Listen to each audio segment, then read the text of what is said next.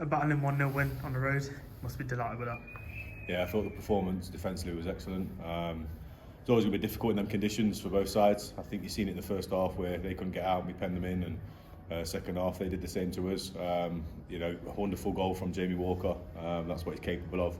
It gives us something to hang on to away from home, like I said, in difficult conditions. And they're a good side. They moved the ball well, but I think we limited them until the end, really. Shots from 25-30 yards. It's always going to be about the defensive unit today, being in shape, being difficult to break down. We've had 2 tough away games on the bounce, so delighted with the result, delighted with the performances from kind of 1 to 16, everybody involved. It was really excellent to see the players kind of throw the bodies on the line at the end to defend that 1-0. So, when Walker gets the ball on the halfway line and is looking up, did you spot the keeper off his line as well, or was it something that you urge players to try if they back themselves, or is it just one of them where he's backed himself and yeah, I think you see the goal itself. He's got the vision to see that the keeper's off the line, and he's capable of scoring goals like that. I've seen him score goals over the past 4 years that you can't sometimes describe. So I'm glad they hit it. On another day it might drop the other side of the post, but today it was the right side of the post. But like I said, you have to back yourself to do that. I give the players a license to go and express themselves on the pitch within a style of football that we play, and that goal there really kind of sums up his ability, but you've got to be alert enough to see that as well, and execute it, more importantly. So yeah, really it's one of them goals that you just go wow, and I think everybody in the stadium seen it today, and it was always probably going to be a goal like that probably won the game, to be honest with you. Like I said, very, very difficult conditions, heavy pitch. It needed a moment of quality, and Jamie produced it. So you've said from the beginning, since you've been at the club, that you want your players to battle. You want them to put their bodies on the line to get them points. Today they did that in abundance, especially towards stoppage time and in the additional time as well. How happy was you with the defenders and all the players, and Matt Yates as well, who came up with some great saves to keep a clean sheet? Yeah, I think every team that wants to be successful has to have that foundation.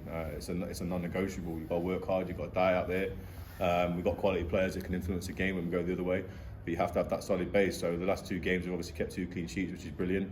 We've had performances like that earlier on in the season. Your Lancasters and your Basefords away, and your Bamber Bridges at home, the 1-0s, the 4-0 win away with 10 men at Lancaster. You can go back to it, so it's there. It's just about doing it consistently. They've done that the last couple of weeks, and got the rewards. They've got 4 points from 2 games. But for me, that's kind of what I set as a basis for any of my teams. You have to be defensively in shape, solid. You have to put your bodies on the line. You have to die for each other out there and be a collective and a togetherness. And you need that in football. And we've got quality players on the pitch that can influence the game the other way. But it starts from the front. I thought Alex tirelessly worked himself into the ground at the top end of the pitch to defend us from the front, to give us again a basis to get organised behind that. The whole team did. And I think when they throw their bodies on the line, they're working hard. They're blocking crosses. Yes, it was a little bit, chaotic towards the end, but I think with the referee playing nearly 10 minutes of extra time in the end, after signalling 7, when you're up against it and things are against you, you've got to pull together and come through, and then they've done that, and it's pleasing to see, because you need that in this league. It's tough. The teams have got good quality. They're going to put you under pressure. It's about coming through them moments in games. So Jefferson's came in. We wasn't sure if he'll be registered in time for the game today, but he's through the door. It's a striker. You've said that you want someone up front to score goals. Is there anything you can tell us about him? Yeah, again, he's very electric, very quick, very powerful for his size in terms of dynamic, strong, and he'll offer us a different dynamic. We've got a front line now where you look at the attacking players in there, they've all got something different to bring, but he will add real pace and directness. He's very, very fit, constantly works hard, again, the way we want to play, defending from the front, pressing. He'll give us that, and he's a great character to have in the dressing room. He's a really enthusiastic young player, and obviously pedigree in his family, with his brother playing at Sheffield United. It's time for him to step into his own shoes now and prove what he's good at and what he's capable of, and we'll give him that platform. So we're delighted to have him. I think he gives us a good blend now, complements the team that we've already got, and I think the fans will enjoy watching him play. So finally, it's Marsk at home next Saturday. With the struggles they're going through at the minute, with a few games being postponed, it puts the fixture in doubt. But how do you prepare the players, and how do you prepare yourself for that game? Just like any other, we'll prepare this week in training.